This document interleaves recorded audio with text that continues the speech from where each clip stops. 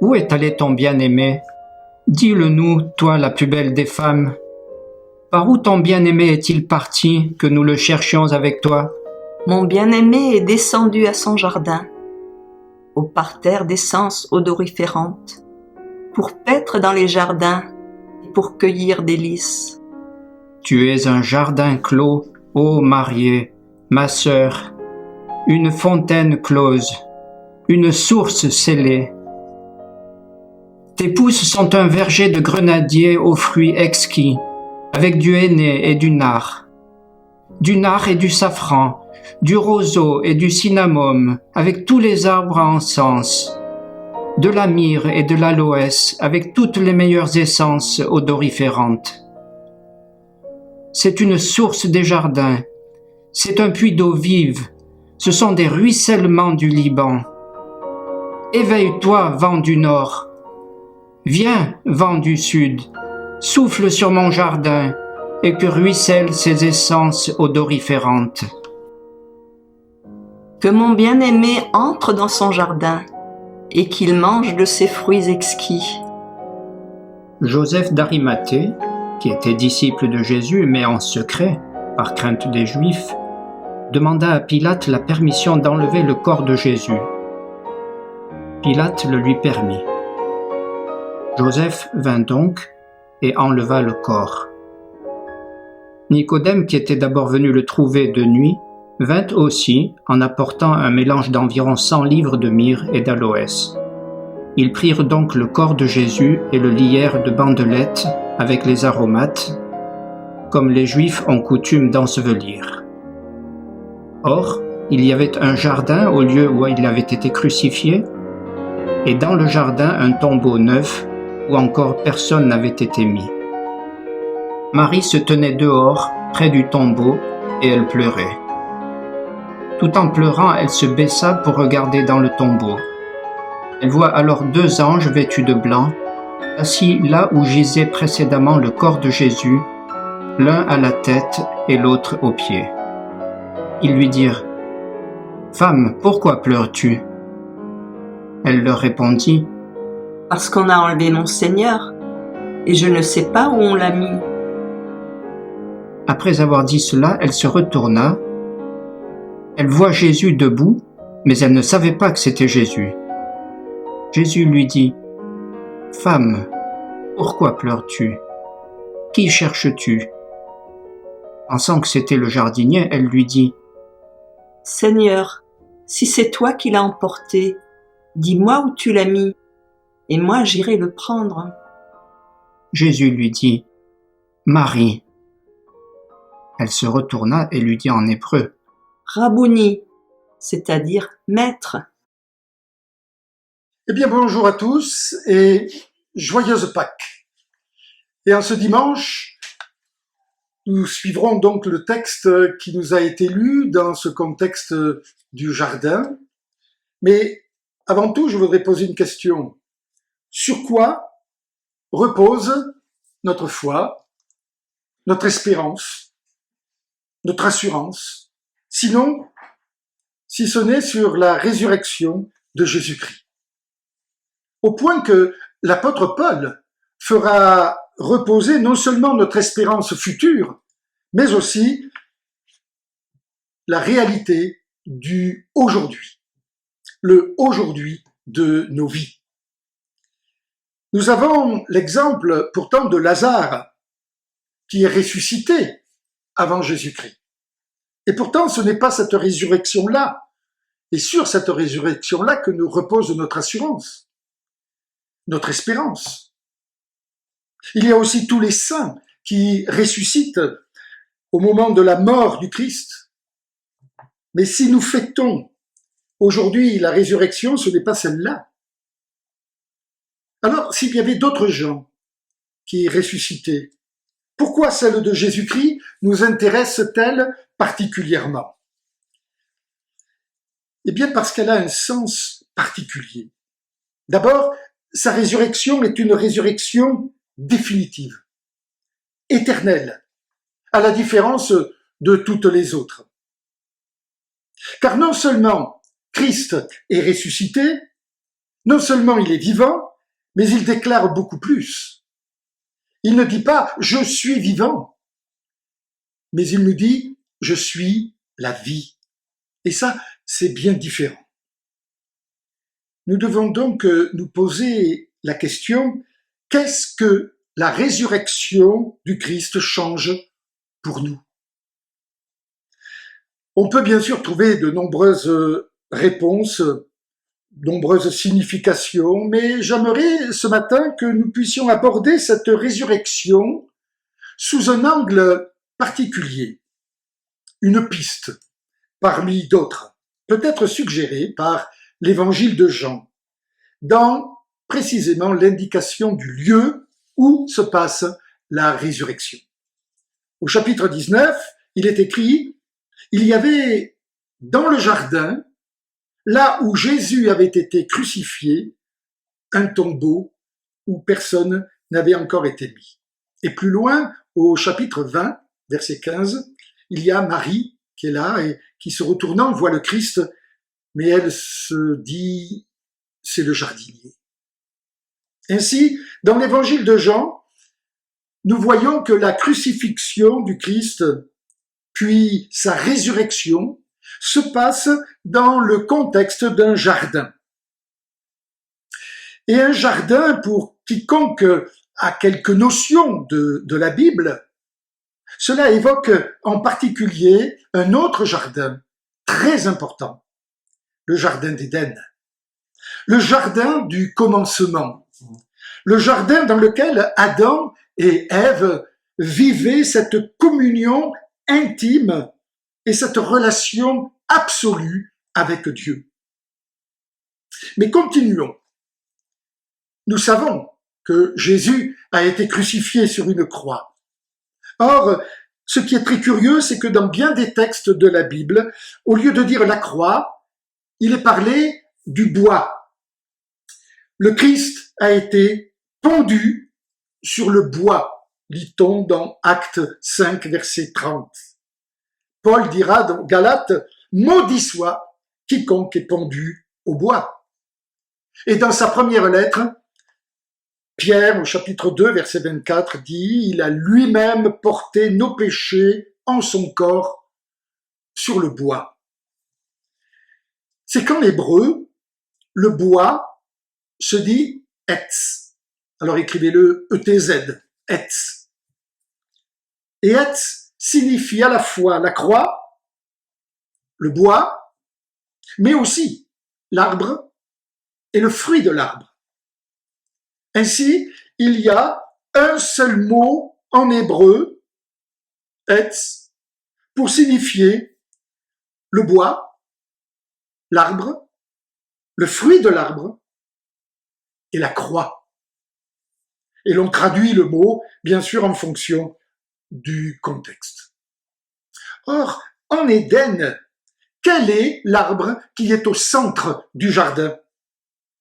C'est l'arbre de vie. Genèse au chapitre 2, verset 9 le précise. Et nous voyons donc là poindre un rapprochement entre le Christ ressuscité et l'arbre de vie au milieu du jardin d'Éden. Et ainsi nous voyons que la mort et la résurrection du Christ ont pour nous une importance fondamentale parce que cela nous renvoie dans le jardin d'Éden. Alors quel avantage y a-t-il à cela? J'en relèverai deux. D'abord, parce que le mot Éden signifie le jardin des délices, le jardin de la volupté. Il est donc intéressant pour nous de pénétrer à nouveau dans ce jardin des délices, afin que nous y trouvions la joie, le bonheur et la paix dans notre existence. Or, le Christ, effectivement, est celui qui nous permet de pénétrer dans ce jardin des délices pour nous donner sa joie, mais c'est une joie parfaite, pour nous offrir la vie, mais une vie abondante et éternelle, et enfin pour nous donner la paix, mais qui n'est pas la paix que nous donne le monde. Et deuxième avantage, autre fait important pour nous, c'est que si nous réussissons à pénétrer dans ce jardin, par le Christ ressuscité, nous sommes alors mis en présence de l'arbre de vie et cela nous permet d'en cueillir le fruit.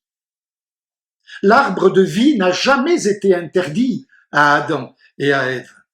C'était l'arbre de la connaissance du bien et du mal, dans Genèse 2 au verset 16 et 17. Or, Dieu a mis l'homme dehors afin qu'il ne puisse pas profiter des fruits de l'arbre de vie. Genèse au chapitre 3, versets 22 et 24.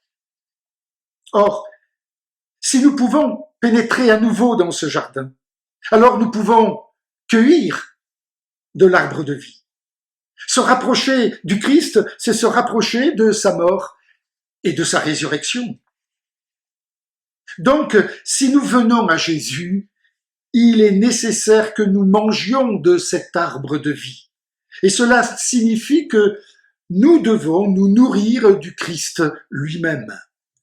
Nous devons l'ingérer en quelque sorte, en faire la nourriture de notre existence. Tout cela n'est rien d'autre que cet enseignement bien connu du pain de vie que nous trouvons dans l'évangile de Jean, que nous rappelons régulièrement par la communion de la Sainte Seine, pour nous dire que nous devons manger de ce pain de vie, de ce pain qui donne la vie éternelle. Cet arbre est au centre, disent les Écritures, et si l'arbre est au centre, alors cela signifie que l'on peut s'en approcher de n'importe quel côté. Il y a multitude d'approches de l'arbre de vie. Approchez le Christ, mais approchez-le quel que soit votre péché, votre vie, votre passé, votre présent. Rendons-nous au centre du jardin. Prenons et mangeons. Faisons-en la nourriture de notre existence. Voilà donc ce que change la résurrection du Christ.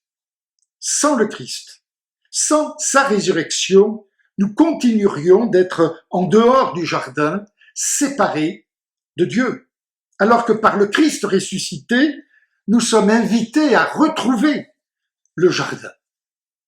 Alors, vous me direz, cela reste une belle image, mais la question reste entière. Comment pouvons-nous, aujourd'hui, 2000 ans après, rencontrer le Christ ressuscité? Où se trouve-t-il? Et où est concrètement ce jardin de délices? La réponse à cette question n'est pas une réponse historique ni géographique. Et nous pouvons faire tous les pèlerinages en Terre Sainte, visiter les nombreux Golgotha, tombeaux que l'on propose aux touristes près de Jérusalem. Nous ne rencontrerons pas le Christ ressuscité. L'intérêt de la résurrection de Christ, c'est précisément qu'il est vivant aujourd'hui parmi nous. Le cri des premiers chrétiens, c'était Christ est ressuscité. Non pas le Christ a été ressuscité, mais il est ressuscité. Il est vivant aujourd'hui parmi nous. Alors nous pouvons le rencontrer. Mais où? C'est pourquoi, tout à l'heure, il a été lu ces magnifiques textes du Cantique des Cantiques. Un texte qui est extrêmement important pour comprendre l'Évangile. Puisque l'Évangile y fait référence de très nombreuses fois.